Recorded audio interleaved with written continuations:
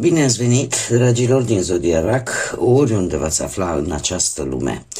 Vă mulțumesc foarte mult pentru prezența voastră, pentru comentariile voastre frumoase și cei care se află pentru prima dată aici pe canal, le urez un cald bun venit și dacă la sfârșitul acestei lecturi veți rezona sau mesajele vă vor aduce ghidare, claritate sau poate liniște interioară, vă invit cu mare drag să vă abonați și să susțineți acest canal cu un simplu like, care desigur este gratuit.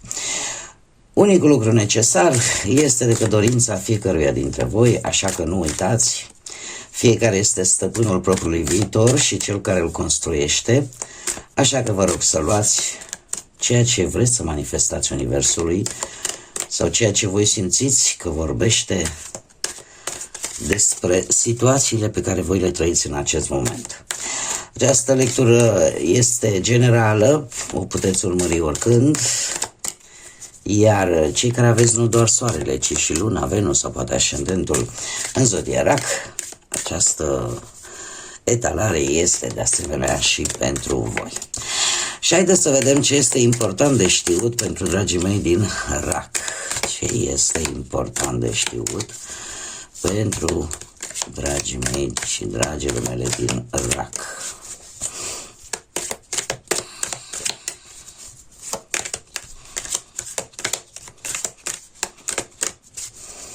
Să vedem.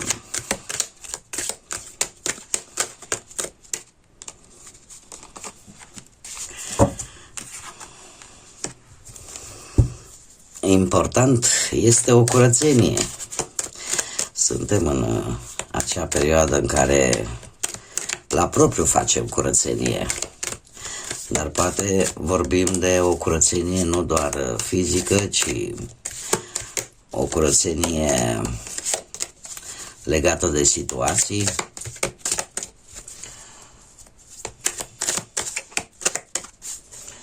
eliminarea ce nu mai este util, situații, obiceiuri, relații, de ce nu? Și aceasta este de fapt provocarea. Pentru că ceva este neterminat. Sunt două cărți, le voi lăsa pe amândouă. Bun, haideți să vedem despre ce este vorba. Dragii mei, numerele 21, 10, 9, 32, 5 și 3 pot să vă spună ceva în mod deosebit. Avem cifra 2 care se repetă de 2 ori. Asta arată dorința către armonie, către a coopera cu calm, cu diplomație, în așa fel încât anumite relații, anumite colaborări, anumite situații conflictive poate să se mai aplaneze. Cum de asemenea sunteți, poate dați dovadă de mai multă sensibilitate în momentul în care dialogați, în momentul în care comunicați și de asemenea sunteți mult mai adaptabili. Acum, cărțile în sine, fă curățenie. Să eliminați, așa cum am mai spus, ce nu mai este util în viața voastră, că e vorba de emoții, că e vorba de situații, că e vorba de obiceiuri sau e vorba de relații care simțiți voi că vă încarcă viața, da? Arată așa o clarificare, un pic de ordine, o eliberare sau pur și simplu vă încercați oarecum să vă creați spațiu pentru ceva nou. O decizie pe care trebuie să o luați într-un mod conștient, în care simțiți că vă eliberați, tocmai pentru a putea merge mai departe. Este, ca să spun așa, nu este o curățenie superficială. Este o curățenie profundă, dar și în același timp asumată. Cum se poate face? Ce ar trebui voi să știți în acest moment? Avem o sinfonie neterminată. E vorba poate de un proiect, un plan, o situație care este cumva în curs de dezvoltare și care într-un fel sau altul are potențial, poate să evolueze, dar trebuie să fiți perseverenți și să vă adaptați la lucrurile care vin pe parcurs.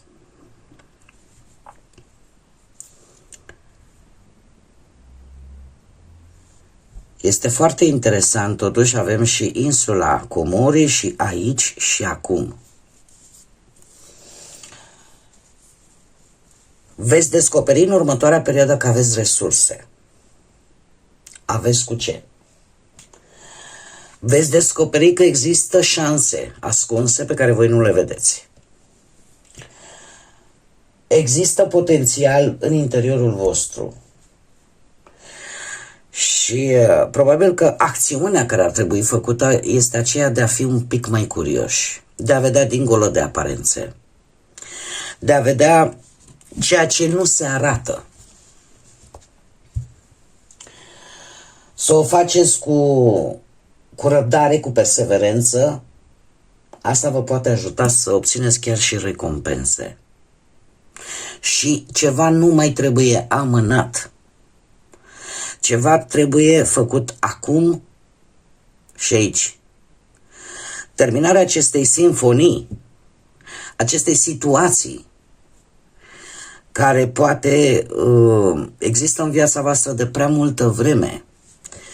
Ideea de a face curățenie în fiecare, pe ce îl interesează, pe ce aria vieții îl interesează, vă poate aduce chiar și recompense și vă poate face să vedeți că trebuie să trăiți prezentul, fără să mai lăsați trecutul să vă afecteze.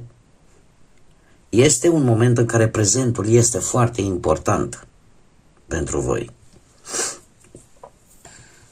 Și aș mai spune că există, veți avea, să zicem așa, posibilitatea de a înțelege, de a observa părțile acestea din viață așa cum sunt, fără să le interpretați inutil sau greșit și să fiți cât mai echilibrați între ce a fost și ce va fi. Este aș zice, o atenție foarte mare asupra, cum am mai spus, asupra momentului prezent și a responsabilității pe care voi o aveți de a acționa acum, în acest moment. Vine desigur și cu o atenționare la finalul acestor lucruri.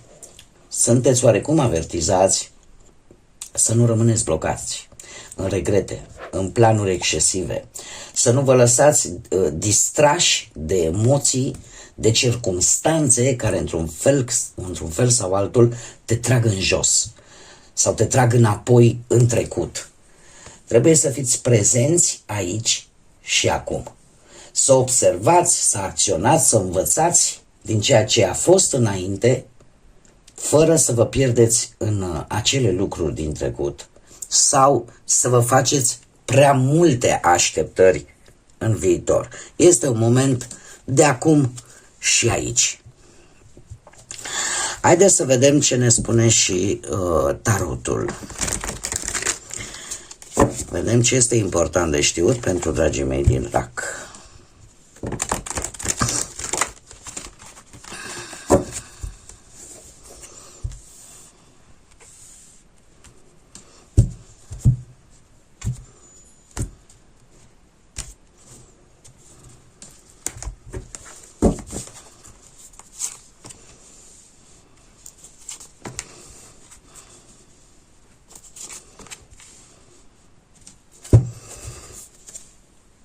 Dragilor, avem împărăteasa nouă de bâte și un as de cupe.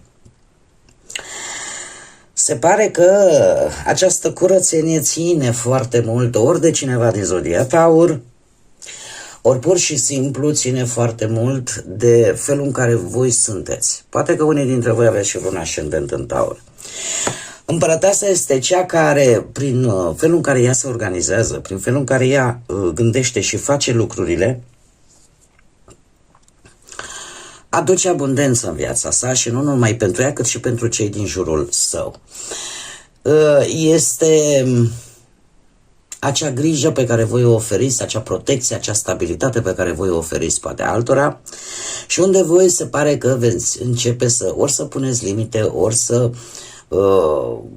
creați, mare atenție, să creați anumite proiecte care să aducă plus valoare, cumva să începeți ori să contribuiți, pentru că aici avem, desigur, cum să spun eu, contribuția voastră contează, să contribuiți prin tot felul de acțiuni la un anumit confort, la o anumită stabilitate, dar nu neapărat doar pentru ceilalți, cât pentru voi înșivă. Arată o grijă, o afecțiune pe care o veți face prin gesturi concrete, că, nu știu, vă apucați și gătiți ceva special, că vă apucați și faceți cadouri practice, că vă organizați timpul împreună cu ceilalți, că creați mediul stabil, mediul confortabil, atât pentru familie cât și pentru voi înșivă. Curățenia pe care voi o veți face este mai mult la nivel, aș spune, mental, pentru că vă veți pune și pe voi pe primul loc. Da? Nu veți renunța să fiți cei care au grijă, cei care se preocupă, cei care sunt în permanență acolo pentru cei dragi. În schimb, probabil că vă veți canaliza un pic și către voi. 9 de bâte, vis-a-vis de această sinfonie neterminată, vorbește de o situație la care voi ați muncit foarte mult, în care voi ați dus foarte multe. 9 de bâte este cartea care îmi vorbește de greutăți peste care voi ați trecut, de perseverența cu care ați făcut-o, de faptul că ați depus un efort foarte mare, ați rezistat foarte mult, ați fost atenți foarte mult și sunteți pe punctul efectiv de a încheia această situație. Sunteți pe ultimii 50 de metri, dar voi sunteți oarecum răniți, sfârmați, sunteți într-o perioadă în care simțiți că energia parcă nu mai există sau că piedicile sunt prea mari ca să puteți duce la bun sfârșit acest plan, această situație care vă frământă. 9 de bâte, nu știu, poate să ne vorbească pe partea asta a muncii de faptul că ați încercat pe cât posibil să vă mențineți poziția, să depuneți eforturi, să finalizați un proiect, mai ales dacă ați avut și un termen limită, să faceți față unor provocări profesionale neașteptate sau unor responsabilități crescute din punctul ăsta de vedere profesional, până într-un moment în care a trebuit să fiți foarte atenți, să nu vă lăsați ca obstacolele să vă doboare și toată această rezistență, toată această perseverență a voastră, de fapt, s-a dovedit a fi cheia pentru succes, pentru a avea succes. Cum de asemenea putem vorbi și de situațiile în care, nu știu să zicem, la nivel sentimental, să zicem, da? În relația probabil că a fost destul de tensionată, a necesitat foarte multă răbdare, efort din partea voastră să o mențineți pe linia de plutire, să o mențineți cât mai armonios posibil și să depășiți dificultățile prin care a trecut relația, să mențineți acel respect reciproc, să ați dat dovadă de răbdare. Ați apărat ceea ce a contat foarte mult pentru amândoi, pentru ambele persoane dintr-o relație. La fel cum și cei poate singuri, da? A trebuit să fiți foarte atenți, foarte vigilenți la relațiile pe care poate le-ați avut și să fiți un pic mai selectivi poate în alegerile voastre sentimentale. De ce? Pentru că probabil ați fost prinși în situații în care nu ați beneficiat aproape de nimic. Dar, paradoxal, aceste întâmplări, aceste situații v-au învățat să vă protejați și pe voi. Să fiți, cum am mai spus, mai selectivi atunci când faceți o alegere. De asemenea, acțiunea viitoare, Insula Comorii, aici și acum, cu acest as de cupe, îmi vorbește de noi începuturi și de faptul că există lucruri noi care vin în viața voastră și există intuiție. Este momentul să vă puneți în aplicare acest har, să zicem, acest dar care vă poate ajuta, care vă avertizează poate de multe ori și pe care nu-l luați în seamă, care este intuiția.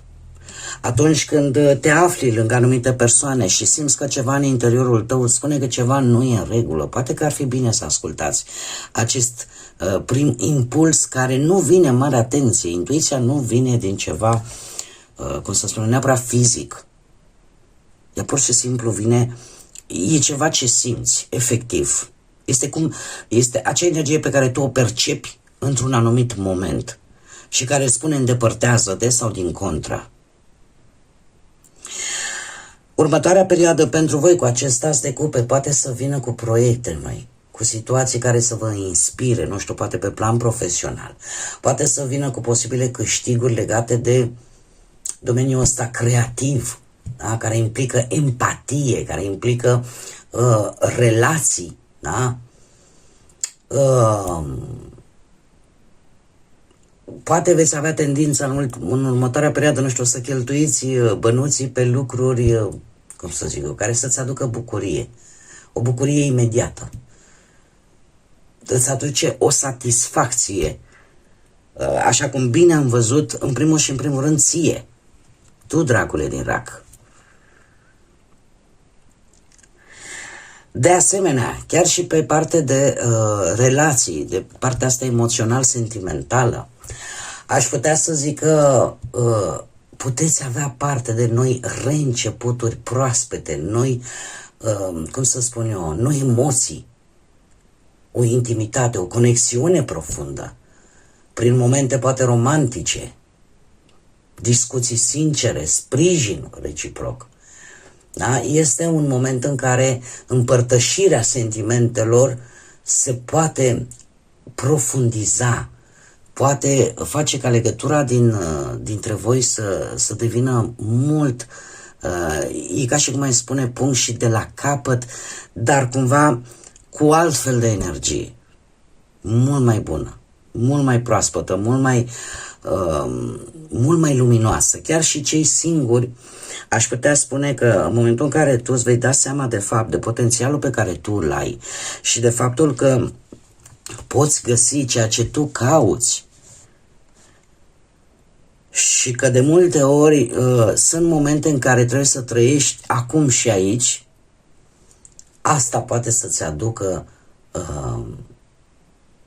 o nouă atracție în viața ta. O nouă iubire, poate. Poate o prietenie profundă, care în timp să se transforme într-o relație foarte profundă. Deci aici clar avem începuturi noi și mai ales pe planul ăsta sentimental, emoțional. Și când mă gândesc la acest lucru, dragilor, nu mă gândesc neapărat la iubirea dintre, cum să spun eu, intimă dintre două personaje. Mă pot referi la emoțiile de care avem parte în mod constant în viața noastră. Faptul că simțim poate empatie față de o persoană necunoscută, o persoană care se află la necaz, este tot o emoție. Nu trebuie să mai clasificăm emoțiile, că ele trebuie să fie numai de dragoste și numai de iubire și chimie intimă între două persoane. Emoția există sub diferite forme și faptul că suntem supărați și plângem la un moment dat este tot o emoție.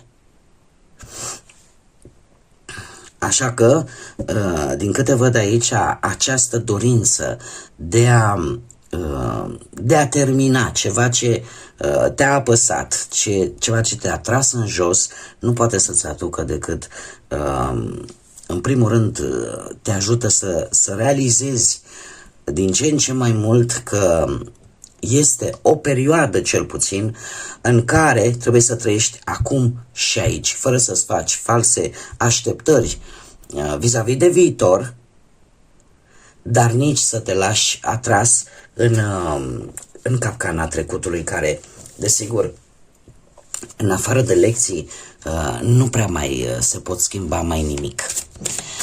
Haideți să vedem și ce mesaj important am pentru voi, dragilor din RAC, pentru următoarea perioadă. Un mesaj: asertivitate. A face lucrurile într-un mod asertiv, a face lucrurile un pic diferit față de cum le făceați până acum, de fapt.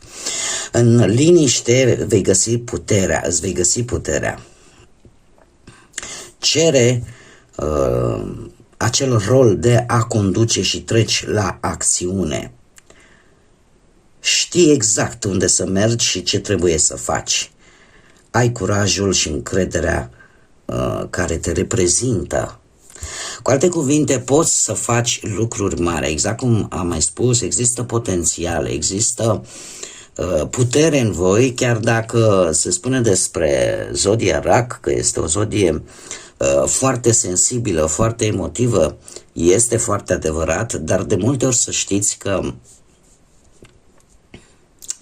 a fi vulnerabil nu înseamnă a fi slab. Înseamnă, de fapt, acea calitate de a fi om și de a arăta că nu trebuie să fii mereu puternic. Revenind la mesajul acestei cărți, faptul că mesajul îndeamnă la a face lucrurile diferit. Aici vă pot da un exemplu foarte, foarte simplu și foarte concret. Imaginați-vă că trebuie să, nu știu, sunteți supărați pe vecinul, vecina. Că de ce? Nu știu. Un exemplu, e supărat dintr-un anumit motiv. În loc să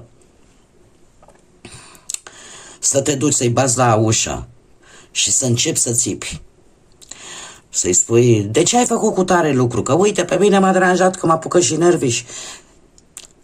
Este, să zicem, probabil că primul impuls ăsta ar fi pentru oricare dintre noi până la urmă. Dar a face lucrurile asertiv ar suna cam așa: să te duci, să-i bați la ușă și să-i spui: dragul meu vecin, vecină, am o rugăminte, uite, s-a întâmplat, eu am avut, nu știu, hainele întinse pe balcon și dumneata, poate n-ai știut, dar uite, mi-ai scuturat covoarele și tot praful de pe covoarele dumitale s-au pus pe rufele mele tocmai întinse. Am o rugăminte, hai să ne anunțăm ca să nu mai existe situații de genul ăsta și să nu ne mai supărăm unii cu alții. Cumva asta nu înseamnă să întorci celălalt obraz, asta înseamnă să acționezi asertiv. Din diferite motive acum o putem face. Pentru că noi oamenii tindem imediat să trecem la arme, să trecem la luptă, da? Pentru orice nemulțumire pe care o avem. Probabil că este o perioadă în viața voastră în care felul în care voi vă exprimați nemulțumirile va conta. Și va conta foarte mult. O puteți face, asta nu înseamnă efectiv să taci, să nu spui nimic. Mare atenție. De ce? Pentru că chiar dacă spune aici, în liniște îți vei găsi puterea, cere acest rol, preia controlul practic și ia și acțiune, dar fă-o într-un fel asertiv, fă-o într-o modalitate, să zicem așa, non-violentă. Impuneți punctul de vedere, pune anumite limite, dar într-un mod care să nu, cum să spun eu, să nu fie agresiv. Eu am dat un exemplu. Acum voi știți cu ce situații vă confruntați. Bun, dragii mei, acestea au fost mesajele pentru voi. Sper din suflet ca această lectură să vă fie adus un pic de ghidare, de claritate.